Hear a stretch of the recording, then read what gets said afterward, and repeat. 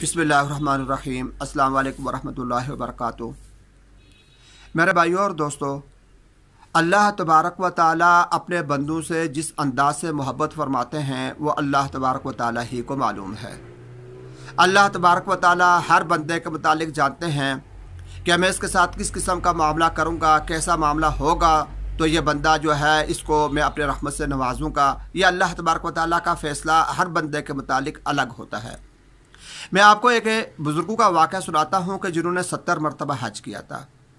एक बुज़ुर्ग को किस तरह वाक़या आता है कि वो 70 मरतबा हज कर चुके थे और 70वीं मरतबा जब उन्होंने हज किया, 70वां हज किया, हज करने के बाद एक जगह बैठे और बैठकर दुआ करने लगे कि अल्लाह मेरे इस हज को कबूल फरमा।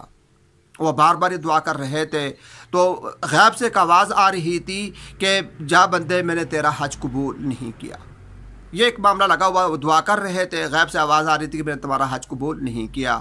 करीब एक और इंसान बैठा हुआ था, उससे ये बात सुन ली और जब उससे ये बात सुनी कि ये बुज़ुर्ग जो है कह रहा है मेरा हज कबूल कर या अल्लाह मेरे हज को कबूल फरमाइए, और गैब से आवाज़ आ रही कि तुम्हारा हज कबूल नहीं हुआ, तो ये बात सुनकर वो उन बुज़ुर्गों के पास आया और उनसे आकर कहने लगा कि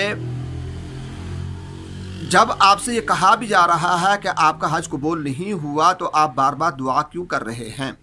उन्होंने पूछा जब आपका हज कबूल नहीं हुआ तो आप बार बार कह रहे हैं। तो वो बुज़ुर्ग कहने लगे, उससे पूछा कि तुमको क्या आवाज़ सुनाई दी है ये? तो उसने कहा हाँ मुझे आवाज़ सुनाई, इसलिए मैं आपके पास आया हूँ।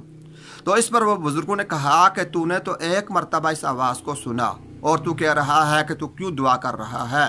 मैं 70 मरतबा ये आवाज़ सुन चुका हूँ, यानी मेरा आज 70वां हज है।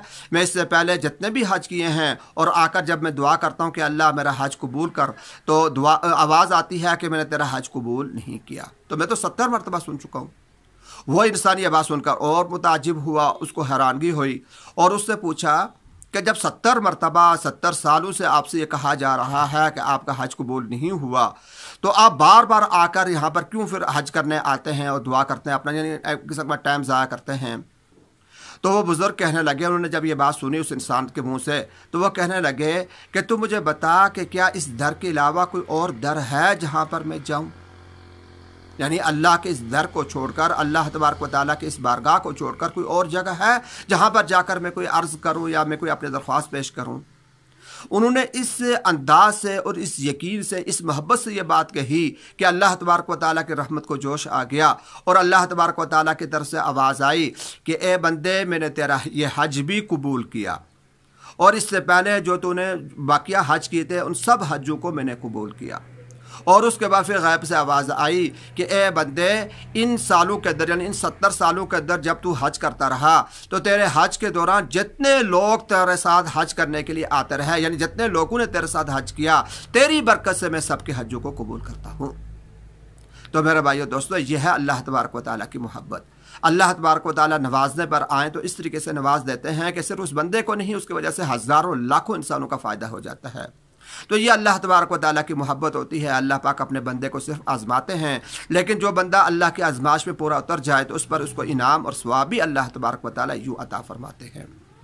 तो इसलिए हमें चाहिए कि हम हर वक्त अल्लाह तबारक व तआला की तरफ रुजू रखें, अल्लाह तबारक व तआला के सामने अपने मसाइल को रखें, अल्लाह तबारक व तआला की मोहब्बत के अंदर अल्लाह पाक से डरते हुए अल्लाह तबारक व तआला के अहकामात को पूरा करते रहें। क्या पता किस वक्त कबूलियत की घड़ी आ जाए और अल्लाह तबारक व तआला हमारे मुताल्लिक भी कोई अच्छा फ़ैसला फरमा दें। अल्लाह पाक हम सबको अमल की तौफीक